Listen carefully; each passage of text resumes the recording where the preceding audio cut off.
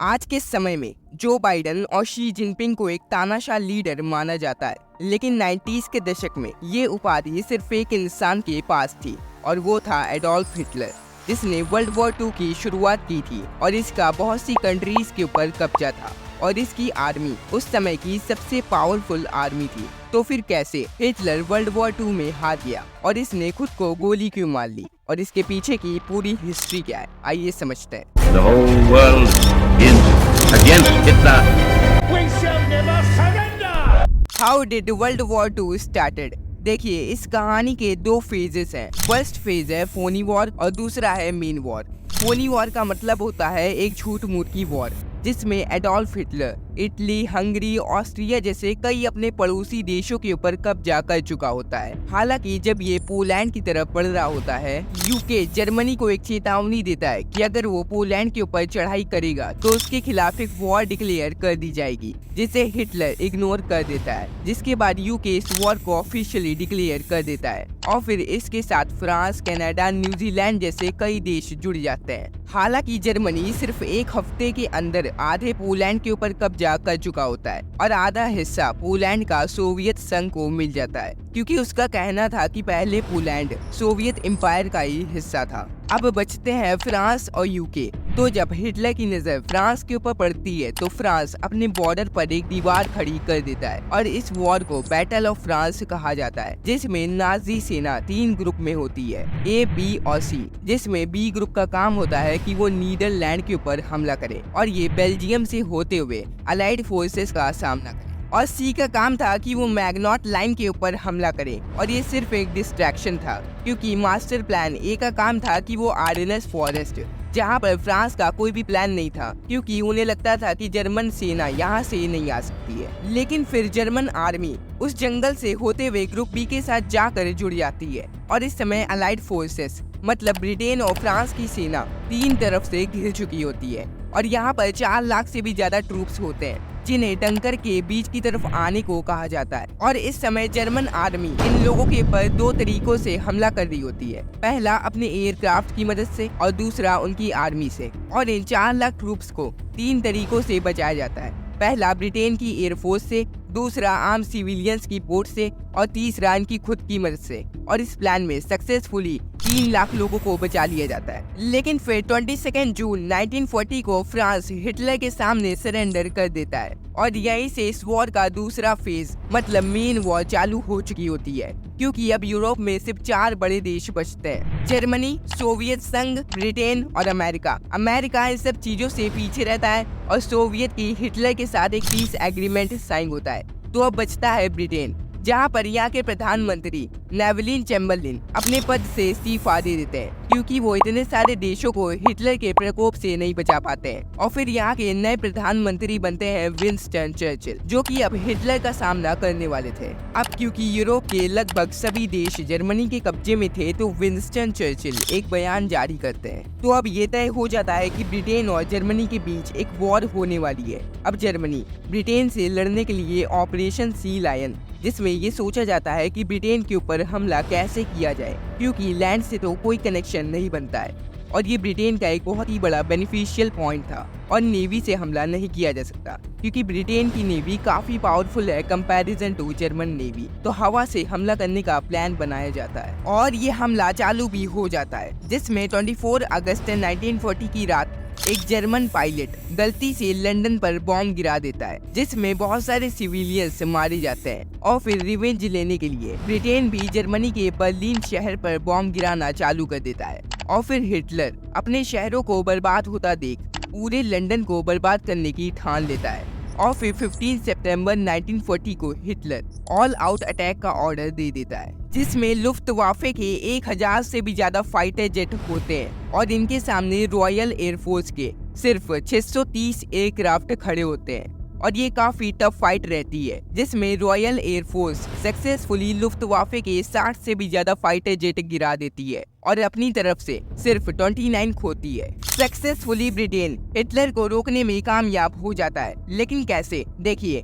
जब किसी देश के ऊपर कोई दूसरा देश हमला करता है तो एक देश कुछ चाहता होता है और दूसरा देश जिसके ऊपर हमला हो रहा होता है उसके होने और ना होने का सवाल होता है। और यही चीज ब्रिटेन की आर्मी के साथ हो रही थी, जिसकी वजह से इनकी मोटिवेशनल पावर काफी हद तक बढ़ जाती है और ये अपने देश को बचाने में कामयाब रहते हैं। Now why did Hitler lose world war 2? देखिए, जो हिटलर था वो ब्रिटेन से सिर्फ एक पीस एग्रीमेंट चाहता था, लेकिन ब्रिटेन ने ऐसा किया नहीं, क्योंकि आपको तो पता होगा कि चोरों को सबसे ज्यादा डर अपने ही घर में चोरी का होता है। अब ब्रिटेन ठहरा 1900 का सबसे बड़ा लुटेरा और इसका उस समय 156 कंट्रीज के ऊपर कब्जा था और इंडिया, जो कि उस समय पर एक सोने की चिड़िया कहलाया जाता था, उसे इसने काला कौवा बनाकर छोड़ा था। हालांकि इसने जिस देश से भी चीजें चुराई उसे इसने डंके की नोक पर चुराया था और वो ये अच्छे से जानता था कि अगर जर्मनी ने ब्रिटेन को कब्जा लिया तो उसका सारा सोना और उसकी सारी पावर उससे छिन जाएगी, जिसकी वजह से वो आखिरी दम तक लड़ता रहता है। लेकिन हिटलर भी ब्रिटेन को अपना दुश्मन बिल्कुल भी नहीं मानता था, क्योंकि वो ब्रिटेन के लोगों को अपने ओहदे के बराबर का मानता था और जैसे जर्मनी ने कई देशों को अपने कब्जे में कर रखा था वैसा ही कुछ ब्रिटेन भी करता था। तो वो अपनी नजर ब्रिटेन से हटाकर यूएसएसआर के ऊपर डालता है। लेकिन यहाँ पे सवाल ये आता है कि यूएसएसआर की तो हिटलर के साथ एक पीस एग्रीमेंट साइन होता है, तो वो ऐसा करने क्यों जा रहा था? देखिए, हिटलर की आइडियोलॉजी के अनुसार उसे कम्युनिस्ट देशों से सख्त नफरत थी और वो ये अच्छे से जानता था कि अगर उसका यूएसएसआर के ऊपर कब्जा हो जाता है तो उसे सुपर पावर बनने से कोई भी नहीं रोक सकता है। और हिटलर पावर में इतना पागल हो चुका था कि वो कुछ भी करने के लिए तैयार हो जाता है और ये वर्ल्ड वॉर 2 का सबसे बड़ा टर्निंग पॉइंट था। लेकिन सुपर पावर बनने की होड़ में एक और देश था और वो था अमेरिका, जो कि उस समय एक न्यूट्रल देश बनने की कोशिश कर रहा था और इसीलिए हिटलर ने इसे इग्नोर कर दिया और ये दूसरी हिटलर की सबसे बड़ी गलती थी वर्ल्ड वॉर 2 में। अब हिटलर यूएसएसआर के ऊपर भी हमला करने के लिए फ्रांस वाली स्ट्रैटेजी का यूज करता है, जिसमें जर्मन आर्मी 3 ग्रुप में होती है। फर्स्ट ग्रुप का काम होता है कि वो लेनिनग्राड, जहां पर यूएसएसआर के डिक्टेटर स्टालिन रहते थे, वहां पर हमला करे। दूसरा ग्रुप मॉस्को के ऊपर हमला करेगा और तीसरा साउथ के ऊपर हमला करेगा। स्टालिन अपने देश को बचाने के लिए अलाइड नेशन का हिस्सा बन जाते हैं। हालांकि इसका कोई ज्यादा फायदा मिलता नहीं है यूएसएसआर को। सिर्फ 2 दिन के अंदर नाजी आर्मी मॉस्को से सिर्फ 300 किलोमीटर दूर होती है और जो सोवियत की जापान के साथ लड़ाई चल रही होती है उसे नॉन एग्रेशन ट्रीटी के तहत रोक दिया जाता है और जो यूएसएसआर की जापान की तरफ वाली आर्मी थी वो अब आकर नाजी आर्मी के साथ लड़ सकती थी। लेकिन फिर जापान 1941 को यूएसए के पर्ल हार्बर एयरबेस पर एक बॉम्ब गिरा देता है। अब अमेरिका का सही टाइम हो जाता है वर्ल्ड वॉर 2 में एंट्री मारने का और जापान के खिलाफ अमेरिका एक वॉर डिक्लेयर कर देता है। अब जर्मनी के खिलाफ यूके, यूएस, चाइना, यूएसएसआर जैसे बड़े देश खड़े थे। अब 1942 के एंड तक ब्रिटिश आर्मी इटालियन और जर्मन फोर्सेस को इजिप्ट से निकाल फेंकती है और 1942 में ही अलाइड फोर्सेस यूएस के साथ मिलकर जापान के साउथ पैसिफिक में हमला कर देती हैं और जापान की टेरिटरीज को तबाह कर देती हैं और इस बैटल को द बैटल ऑफ मिडवे कहा जाता है। और इस समय एक और वॉर यूएसएसआर में चल रही होती है जिसे स्टालिनग्राड वॉर कहा जाता है, जो कि बहुत ही डेडलीस्ट वॉर थी, जिसमें नवंबर 1942 को जाकर कई जर्मनी के 3 लाख ट्रूप्स सरेंडर करते हैं सोवियत आर्मी के सामने। कुछ महीने बाद जुलाई 1943 में इटली के डिक्टेटर मुसोलिनी को वहां के एक पार्टीसान के द्वारा मार दिया जाता है। पार्टीसान का मतलब होता है वो सिविलियंस जो कि किसी वजह से हथियार उठा लेते हैं और फिर जो यहाँ की नई सरकार बनती है वो अलाइड फोर्सेस के साथ हो रही अपनी लड़ाई को रोक देती है और फिर वो जाकर अलाइड फोर्सेस के साथ ही जुड़ जाती है। और फिर नवंबर 1943 में स्टालिन, रूजवेल्ट और चर्चिल इस वॉर को रोकने के लिए एक प्लान बनाते हैं और फिर 6 जून 1944 जिसे डी-डे के नाम से जाना जाता है, जिसमें अलाइड फोर्सेस फ्रांस को बचाने के लिए पहली बार जमीन पर उतरती हैं फ्रांस के नॉर्मैंडी बीच पर। और फिर हिटलर सोचता है क्यों ना यूएसएसआर से अपनी आर्मी पीछे ली जाए और सारा फोकस वेस्ट से आने वाली अलाइड फोर्सेस के ऊपर किया जाए और वो ऐसा ही करता है और ये तीसरी